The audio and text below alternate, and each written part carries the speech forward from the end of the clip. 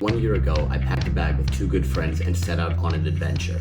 I was heading up to the mountains in Colorado in Rocky Mountain National Park. We had spent many weeks planning exactly which hikes and which sites we wanted to see, and we were there for a few days seeing elk, moose, and other incredible wildlife and landscapes everywhere we went in the park.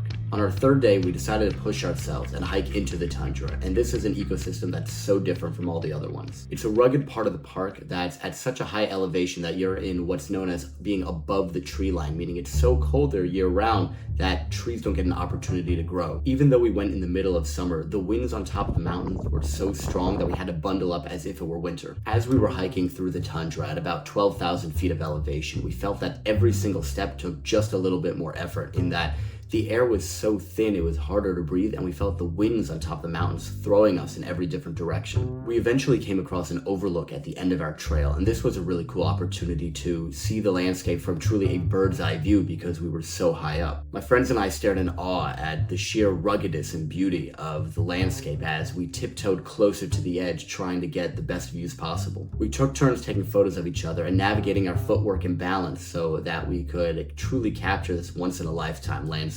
And then, out of nowhere, a huge gust of wind came from behind us and knocked my friend's phone right out of his hand and off the side of the mountain. We realized that one of our phones was likely now part of the Coloradan landscape, and to make matters worse, that was the phone that had all the photos and videos from the trip on. So, we slowly crawled towards the end of the ledge just to see if we could even locate the phone off the side of the mountain, making sure that our hands and feet were wedged in the rocks, that we could really hold on and grip tight as the wind was still pushing us as we approached.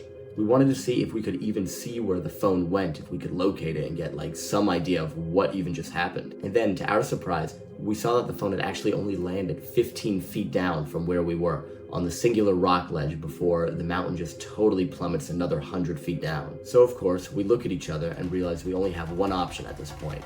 We have to form a human ladder and get the phone. And we knew we had no time to waste because the winds were blowing from every which direction, and at any second, this phone could truly be blown off the mountain to never be seen again. So we formed a 3-person human ladder, with one friend on top anchoring himself into the rocks, pushing his feet down to create some sort of balance while holding on with his hand to whatever he could grab, and one friend below who was slowly inching his way towards the phone, and myself in the middle to hold the two links of the chain together while also stabilizing on the rock with my feet. On our first attempt, we lower ourselves bit by bit, slowly trying to inch towards the phone, but still just miss it by a few inches.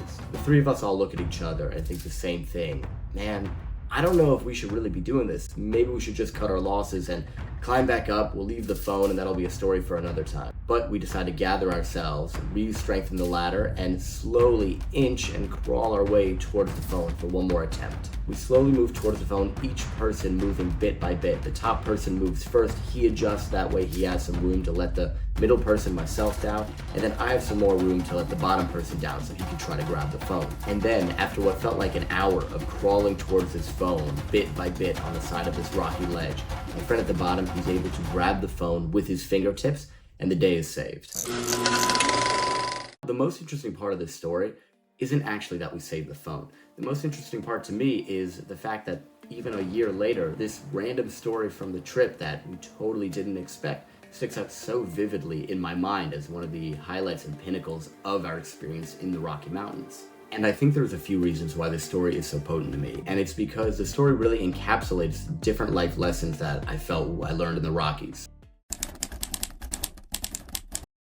By my nature, I'm definitely more of a planner type. I like to have my next day planned the night before, and if I can, I try to have the rest of the week planned the Sunday before. But in my experience, adventures in the wilderness don't really work like that. You can have some idea of what the day will look like, but you'll never know when you need to do something crazy like retrieve a friend's phone that fell off the side of a mountain, or take a 30-minute detour because a bear was in the way of the trail.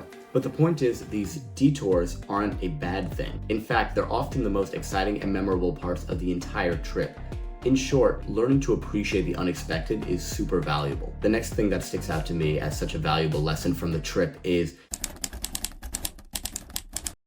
holding onto the side of a rock ledge at 12,000 feet in the air is the pinnacle of getting out of my comfort zone. It was a challenge that we saw and we didn't want to back down from, and ultimately we feel we became better men because of it, because we were able to face it. And this was a reoccurring theme throughout the trip, as we were challenged with different terrains, different types of hikes, and really had to push ourselves often for hours on end in unfamiliar environments. But really, you never know what you're capable of until you try to push yourselves to these limits, and we learned a lot about our limits on this trip. And perhaps the most important thing that my time in the Rocky Mountains taught me was life is so much broader with more opportunities than any of us truly entertain. And in my view, to engage fully with life opportunities is to fully live. There's never a perfect time to escape the routine, travel across the country, and go hiking in the mountains with your friends, but nothing valuable ever came easy. The whole process of making this video, from scripting to filming to now editing, has been really cool because it's allowed me to reflect on my time in Colorado and really draw some important lessons from that trip. If you're looking to delve into learning lessons from other adventures and different areas of life in general, subscribe to the channel, let me know in the comments what you've gained from your adventures, and remember to hit life on all cylinders.